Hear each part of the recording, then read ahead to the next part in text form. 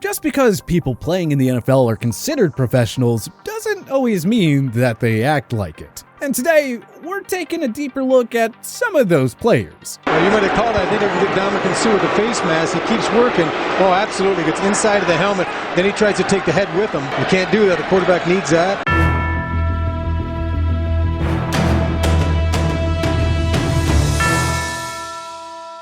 Football is an inherently violent and dangerous sport. At this point, I think we all know that. And really, that's not going anywhere, which is in many ways a good thing, because that sort of gladiator mentality is what makes football football. But that being said, there are certainly some guys in the league today who have taken it upon themselves to really raise the stakes in terms of danger with their dirty play.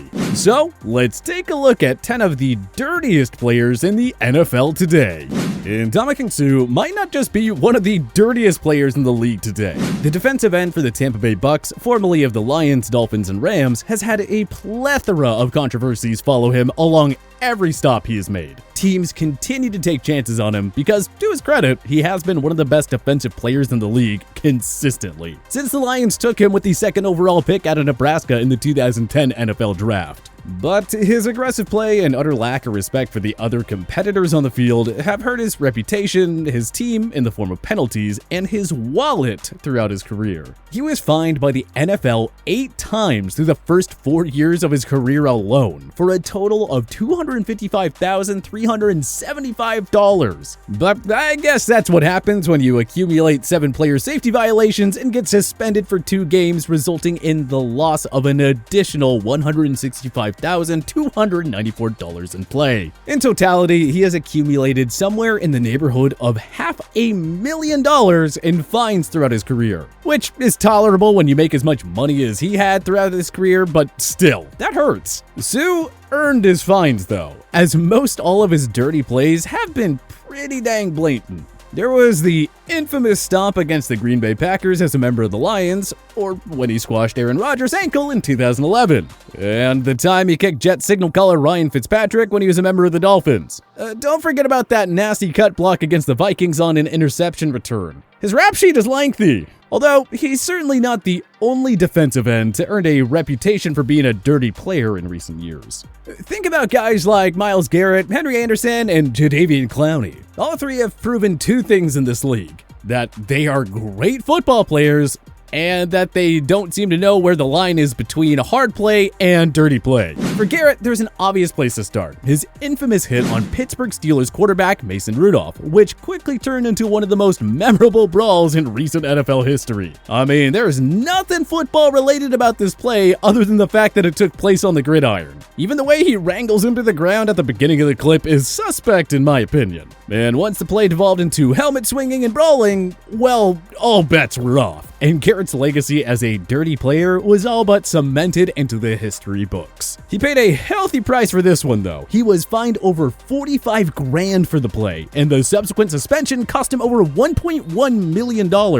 Tack on an additional $52,000 that the NFL docked him earlier in the 2019 season, and it just goes to show that there is a price to pay for playing the style of football that these guys play. While the Mason Rudolph play does get the majority of the attention when people talk about the Browns' defensive end, it is far from the only time he has masqueraded pure violence as football. Like when he mangled poor Trevor Siemian, who, let's be honest, had enough of his own problems on the football field before Garrett ragdolled him after the pass. Oh, and by the way, for those who forget, Garrett proceeded to break Trevor's ankle later in that game on another violent hit. Anderson, while not as notorious as Garrett, has garnered quite the reputation for himself, particularly amongst Bills fans for some of the questionable plays that he's been a part of while playing for the Jets. It all started with the heinous hit that he delivered to Bills place kicker Stephen Hauschka on a broken play that turned into a fumble recovery. Bills head coach Sean McDermott was understandably outraged. After the game, he said, "There's no place in football for it. He's like a quarterback. You know he gets hit in the back. Any player that gets hit in the back should be a foul, and he's a kicker. To me, he's afforded the protection. It's a shame he took the hit that he did."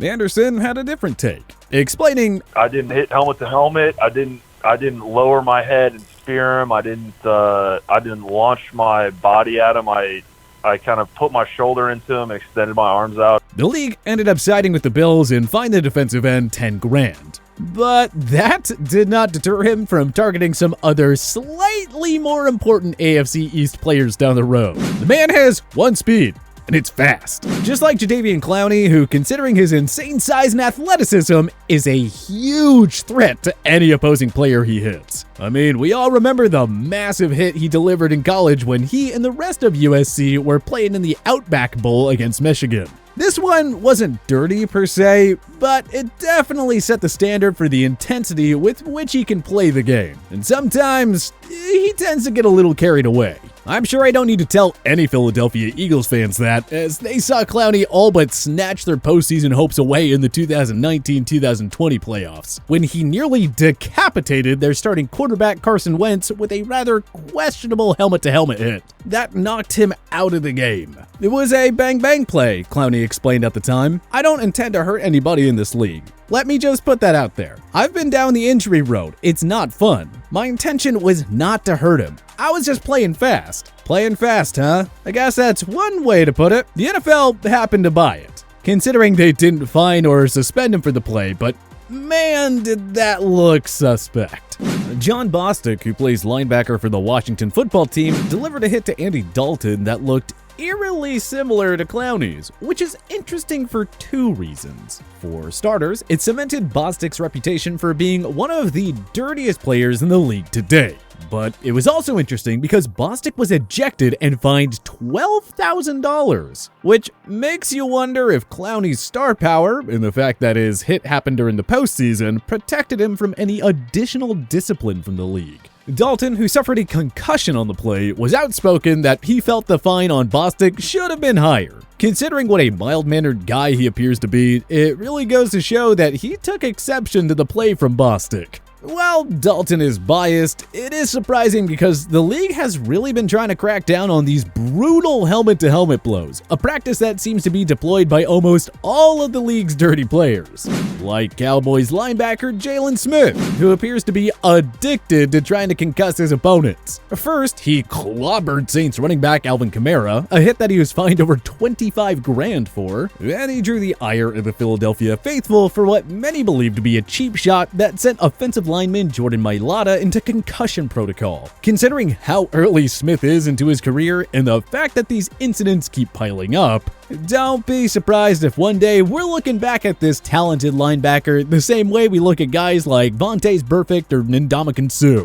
Although he plays on the interior of the line, Tristan Hill is another defensive lineman that has quickly gained a reputation for making dirty plays during his short NFL career. The Central Florida product has only been in the NFL for 2 seasons, but he has already captured the attention of opposing teams, like the Seattle Seahawks, whose players are none too pleased with the particular edge that Hill brings to his game, which is understandable when you see some of the plays he made during their matchup in 2020. He basically delivered an MMA-style submission hold to the leg of Seahawks running back Chris Carson, spraining his knee. Seattle was so pissed off that players actually took to Twitter to tweet out a slow-motion clip of the play demanding that the NFL do something. That's when you know it's bad, because in general, players try to settle things between the lines. So to demand NFL intervention via Twitter is really saying something. To make matters worse, later in that same game, he delivered a high and rather late hit to their franchise quarterback Russell Wilson, smashing his helmet right into Wilson's face mask. It isn't just the big burly defensive linemen that find themselves embroiled in these questionable plays nowadays either. Defensive backs like DJ Swearinger and Richard Sherman have both found themselves drawing ire from opposing fans and players alike with their aggressive and,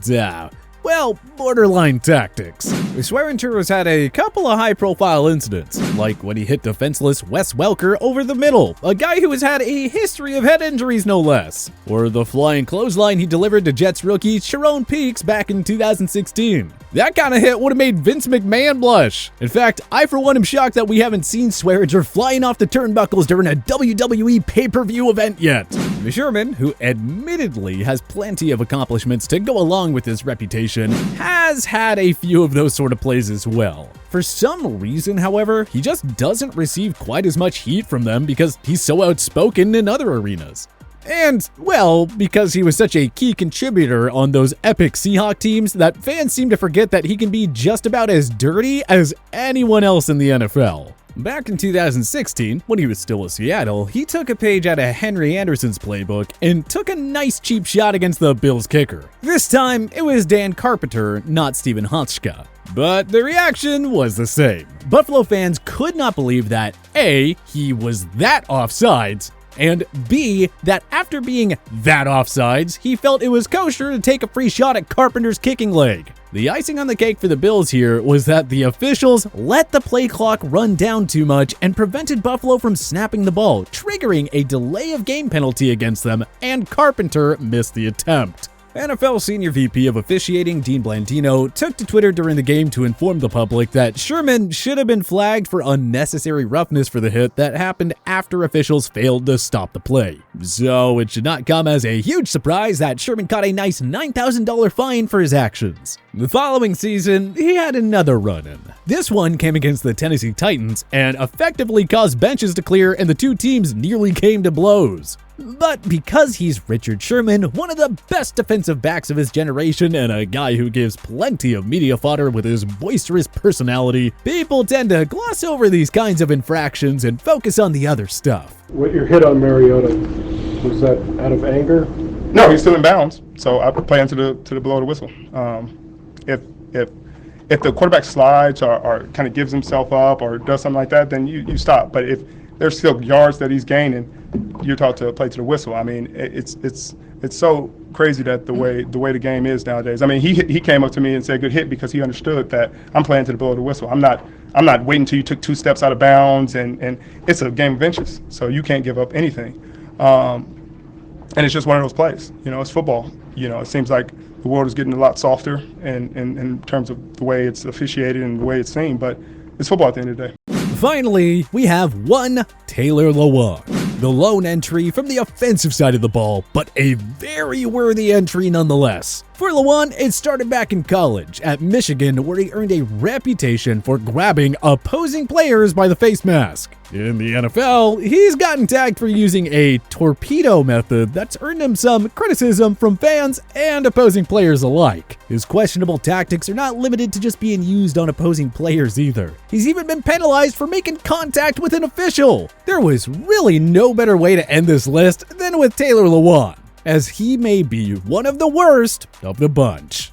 But which NFL players do you think are the dirtiest in the league today? Did we leave anyone off the list? Join us in the comments section below. If you like this video and learned a thing or two, clicking the like button helps out a ton. And hey, we appreciate it. If this is your first time coming around to TPS though, subscribing is a great idea because we put out videos like this every single day. But as always, thanks for watching and we'll see you guys next time.